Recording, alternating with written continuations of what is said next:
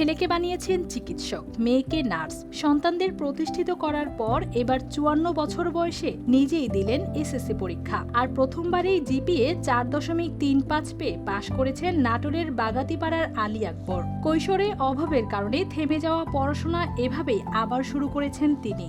ওরা করেছে, এটি তো অনেক গর্ব হওয়ার কথা আমাদের, কারণ এই 55 বছর বয়সে এসএসসি পাশ করা মানে অনেক ধৈর্যের ব্যাপার।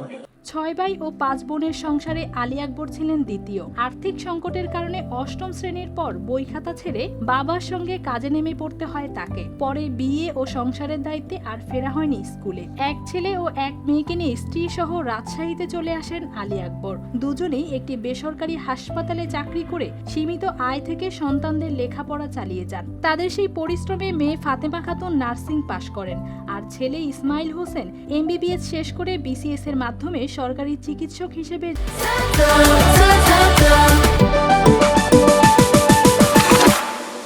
যোগ দেন। 90 সালে বিয়ে শাদী করি, তারপরে সংসার জীবনে কঠিন হয়ে গেল। এই লেখাপড়ার দিক হারিয়ে ফেললাম, পথটা হারিয়ে ফেললাম। আমার আবার ছেলে মেয়েদের আবার সময় দিতে হচ্ছে। এই জন্য আমি আবার ছেলে মেয়েদের এখন সময় দেওয়ার প্রয়োজন নাই। ছেলে মেয়ে নিজেই স্বয়ংসম্পূর্ণ এখন আমি চেষ্টা করছি যে আমি নিজেই কিছু করবো, এর সিদ্ধান্ত নিজে লেখাপড়া করি।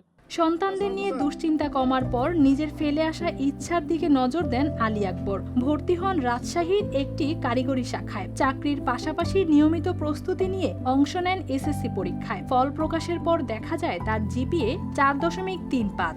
বাবার এই সিদ্ধান্তে শুরু থেকেই পাশে ছিলেন সন্তানেরা। যখন আমরা বড় হলাম, চাকরিতে জয়েন করলাম, তখন আমার বাবার ইচ্ছা ছিল যে পড়াশোনা করবে।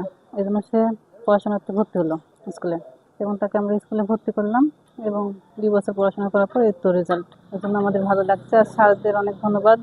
54 বছর বয়সে আলী আকবরের এমন অর্জনে খুশি স্থানীয়রাও। তাদের মতে বয়সের কারণে শেখার পথ থেমে যায় না। আলী আকবর যেন তারই উদাহরণ। ছেলে মেয়ে এখন প্রতিষ্ঠিত হয়ে গেছে। প্রতিষ্ঠিত হওয়ার পর উনি আবার ভর্তি হয়ে আবার নতুন ভাবে এসএসসি পরীক্ষা দিয়ে পাশ করেছে। আমাদের খুবই ভালো লাগছে যে এই বয়সেও তারা এখনো পড়াশোনার উপর খুব ইচ্ছা আছে। এক সময় পরিবারের দায়িত্ব নিতে বই ছেড়ে হাতে তুলে নিয়েছিলেন কাজ। 4 দশকেরও বেশি সময় পর সেই হাতেই আবার ফিরেছে বই খাতা। এবার লক্ষ্য এসএসসির পর আরও এগিয়ে নেওয়া পড়াশোনাটা। News desk, RTV।